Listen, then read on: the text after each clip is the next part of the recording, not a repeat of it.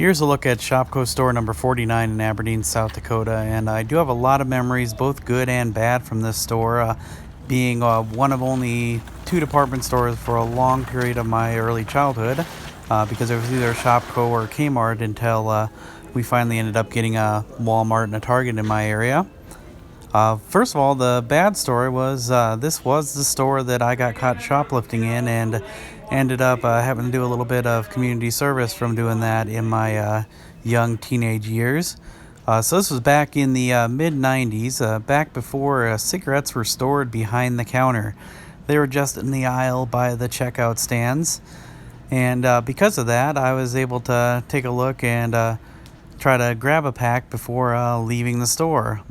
Well, being in my young, naive nature, I ended up being a little bit more obvious than I thought I was, and got that tap on the shoulder as soon as I got out the door. Now, did I run away and get away with it? Nope. I stepped back inside, got sat down in an office next to the restrooms you saw at the beginning of the video, and had to call my family and let them know what happened. Enough with the negative history from my childhood.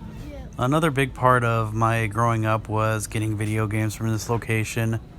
In the late 1980s, the Atari company was re-releasing some of their old 2600 games and kind of had a attempt at a resurgence.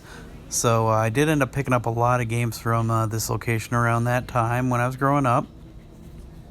And the last real big memory I have from this location is Rabbit Punch.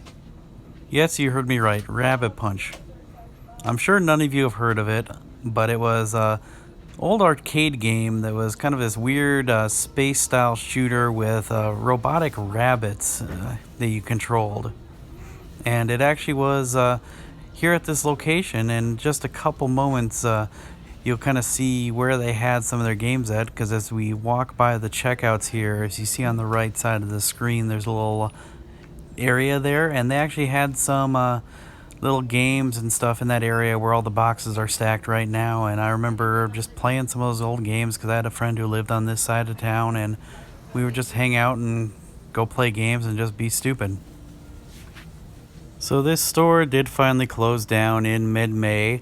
This was actually the last time I was able to make it here because I don't get back up to Aberdeen that often, even though my mom still lives there. And if you take a look in this video, you can actually see her and my kid at different parts of the footage here.